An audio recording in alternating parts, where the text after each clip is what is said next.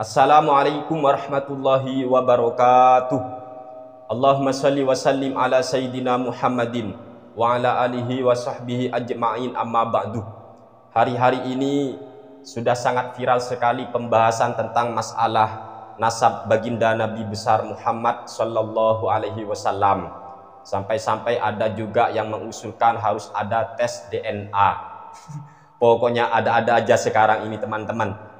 Yang merasa keturunan baginda Nabi besar Muhammad sallallahu alaihi wasallam, wajib bagi mereka untuk mengakui bahwa mereka adalah keturunan Nabi Muhammad sallallahu alaihi wasallam. Wajib mengakui, tetapi gak wajib untuk dipublikasikan. Itu maksudnya teman-teman. Sebab ada dawuh Rasulullah sallallahu alaihi wasallam, barang siapa yang mengakui orang lain sebagai ayahnya atau sebagai nasab keturunannya, padahal dia tahu dia bukan nasabnya, maka haram baginya surga. Tidak perlu dengarkan siapapun orangnya yang menuduh, oh Habib palsu, seumpama ya, nggak perlu didengarkan. Asalkan sampian-sampian benar-benar keturunan baginda Nabi besar Muhammad sallallahu alaihi wasallam.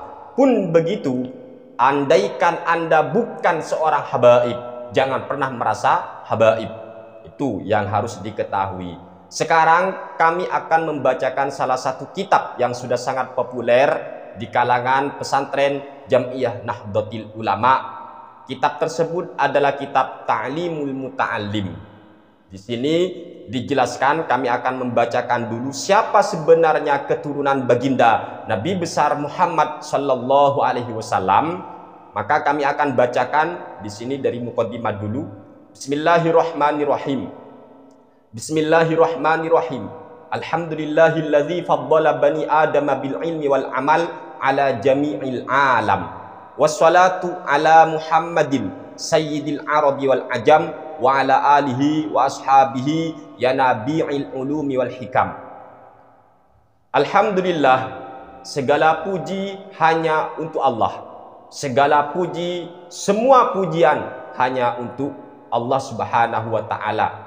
Alladzi faddala bani adama bil ilmi wal amal, yang mana Allah subhanahu wa ta'ala memberikan sebuah anugerah kepada bani Adam, kepada manusia dengan berupa bil ilmi, dengan ilmu pengetahuan, wal amali, dan mengamalkan ilmu pengetahuan tersebut ala jamil alam, sehingga dengan ilmu itulah, dengan amal daripada ilmu itu, kita mengalahkan, kita berada di atas semua makhluk Allah subhanahu wa ta'ala. Oleh sebab itu jangan alergi terhadap ilmu pengetahuan. Dengan ilmu itulah kita akan tahu siapa yang benar, siapa yang salah. Dengan ilmu seseorang tidak gampang untuk dibodohi, seseorang tidak gampang untuk dikelabuhi. Seseorang dengan ilmu, ia tidak akan mungkin gampang untuk dibohongi oleh orang-orang yang tidak paham ilmu agama tetapi ngajar ilmu agama padahal isinya kebohongan. Sebab itu belajar, belajar, dan belajar. Sebab Allah akan mengangkat derajat orang-orang yang beriman sekaligus berilmu pengetahuan ala jamil alam.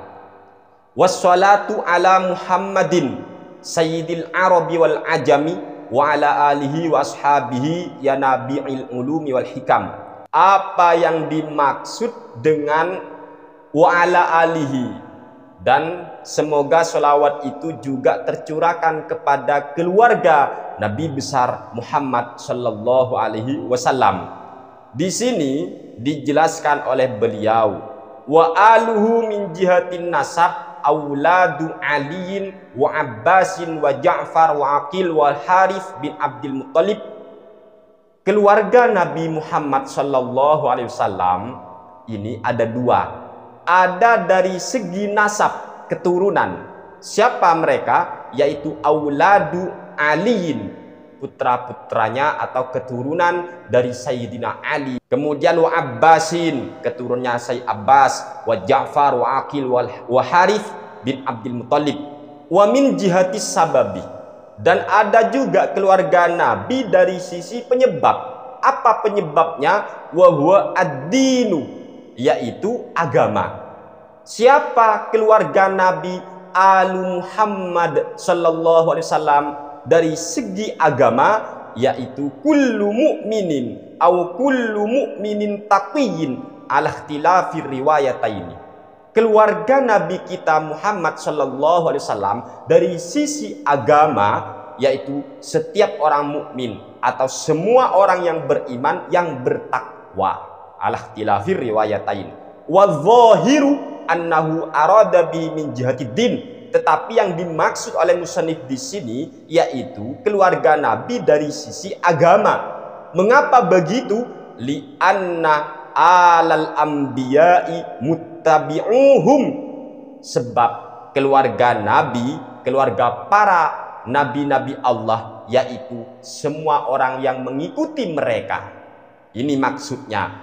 Jadi yang dimaksud Alu Muhammad di sini di kitab ini yaitu dari sisi agamanya, yaitu semua orang yang mengikuti ajaran Nabi besar Muhammad sallallahu alaihi wasallam. Sebab keluarga para nabi itu pengikutnya sendiri. Jadi tidak ditinjau dari segi nasab kalau di sini.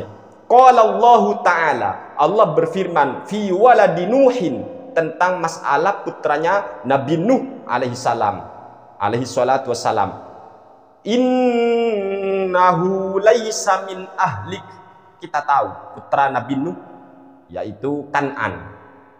Ketika Nabi Nuh lamma nada rabbahu wa qala inna bani min ahli.